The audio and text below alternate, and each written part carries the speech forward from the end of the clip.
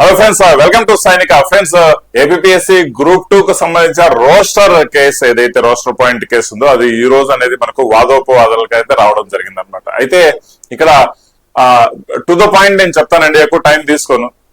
ఇక్కడ ఎవరైతే పిటిషనర్స్ ఉన్నారో పిటిషనర్స్ సైడ్ నుంచి ఈ రోజు వాదనలు అయితే జరిగాయి. సో వాళ్ళు ఇంకా కొంచెము మండేకు కూడా మళ్ళీ వాళ్ళ సైడ్ నుంచే మళ్ళీ వాదనలు ఉంటాయి. అంటే అప్ టు ద పాయింట్ చెప్పాలి అంటే, రైట్? సో ఏం జరిగాయి, ఎట్లా జరిగాయి, ఏం జరిగాయి, ఇదంతా మనం డిస్కస్ ఎక్కువగా చేసుకోము. కానీ ఈ రోజు డిస్కషన్ అయితే జరిగింది, రైట్? వాదనలు అయితే జరిగాయి పిటిషనర్ సైడ్ నుంచి. మండే కూడా వాళ్ళు వాదనలు చేస్తారండి, రైట్? ఆర్గ్యుమెంట్స్ చేస్తారు. దాని తర్వాత మళ్ళీ గవర్నమెంట్ కు మనకు ఎవరైతే గవర్నమెంట్ సైడ్ నుంచి కౌంటర్ ఉంటుంది కదా, వాళ్ళు వచ్చేసి మళ్ళీ ఆర్గ్యుమెంట్స్ చేసేదానికి మనకు అవకాశం ఇస్తారనమాట కోర్టు. ఓకే, సో మేబీ 21వ తారీఖు అంటే రైట్ మనకేంటి 21 ఏప్రిల్ కు పోస్ట్ పోన్ అయింది.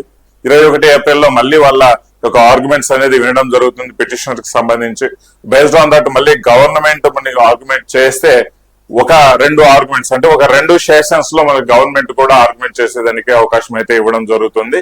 మేబీ ఇంకేమన్నా ఎక్స్ట్రా పాయింట్స్ యాడ్ చేసుకోవాలి, లేదు అంటే ఇంకేమైనా టైం అడిగితే ఒక 3 వాయిదాల్లో గవర్నమెంట్ సైడ్ నుంచి కూడా మనకు ఆర్గ్యుమెంట్స్ కంప్లీట్ అయ్యే ఛాన్సెస్ అయితే ఉన్నాయన్నమాట, right? Group 2 roster case point మీద. అయితే మనకు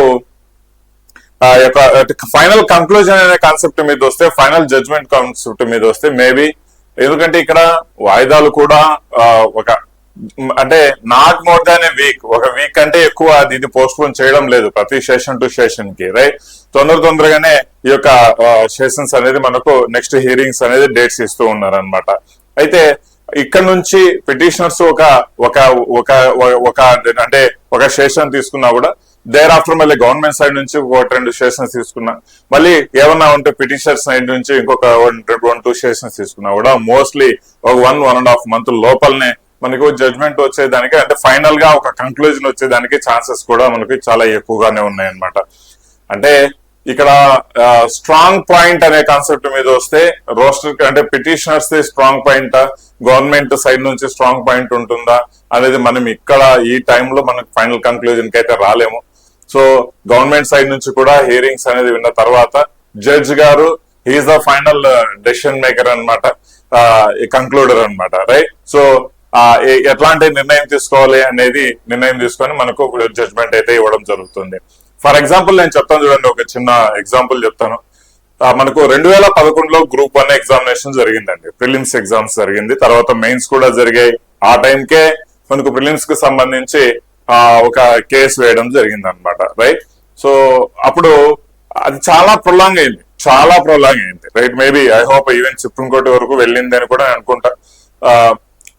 అంటే ఇప్పుడు గ్రూప్ 1 కు సంబంధించి మెయిన్స్ ఎగ్జామ్స్ జరిగాయి, ఇంటర్వ్యూస్ జరిగాయి, and maybe they are waiting for the appointment అనే కాన్సెప్ట్ వరకు ఉన్నారనమాట.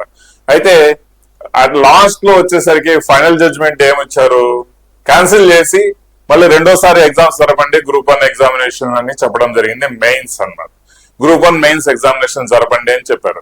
అంటే కొంతమంది గ్రూప్ అంటే ప్రిలిమినరీలో కొంతమందికి అనామోలీస్ ఉంటే వాళ్ళు అండర్ ప్రివిలైజ్డ్ కాన్సెప్ట్ కింద వాళ్ళు వేశారనమాట, వాళ్ళని కూడా ఇంక్లూడ్ చేసుకొని మళ్ళీ గ్రూప్ 1 మెయిన్స్ మళ్ళీ జరపండి అని ఇచ్చారండి.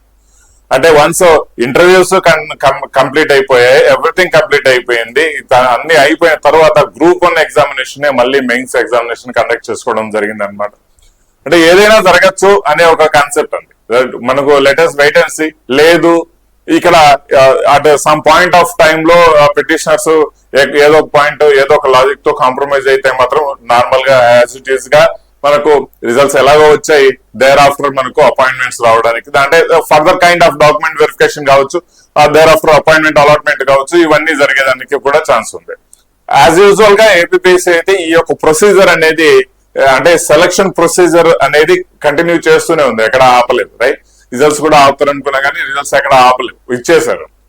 అంటే ఆఫ్టర్ దానికి సంబంధించి కంప్యూటర్ ప్రొఫిషియన్సీ టెస్ట్ గురించి కావచ్చు, డాక్యుమెంట్ వెరిఫికేషన్ గురించి కావచ్చు, డే టు డే ఏదో ఒక నోటీస్ అనేది రావడం అయితే జరుగుతుంది అనమాట. అంటే recruitment process is going on, ఎక్కడ స్టాప్ అవ్వలేదు ప్రస్తుతానికి.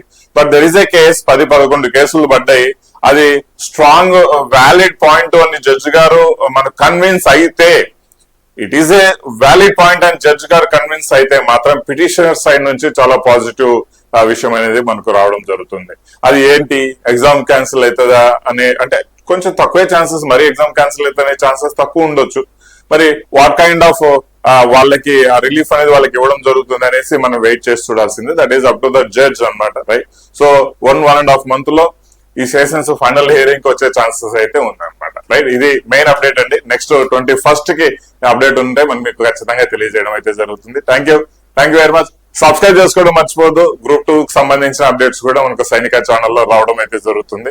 అండ్ సైనిక అంటే ఓన్లీ సైనికులకు ఇచ్చే కాన్సెప్ట్ అనే కాదండి, అన్నింటికి ఇప్పుడు మనము మన యొక్క ఎక్స్పాన్షన్ అనేది జరుగుతుంది అనమాట. కోచింగ్ ఇస్తానని కాదండి, అప్డేట్స్ అనేది ఇవ్వడానికి. ఓకేనా? థ్యాంక్ యూ వెరీ మచ్ అండి. Thank you. జై హింద్.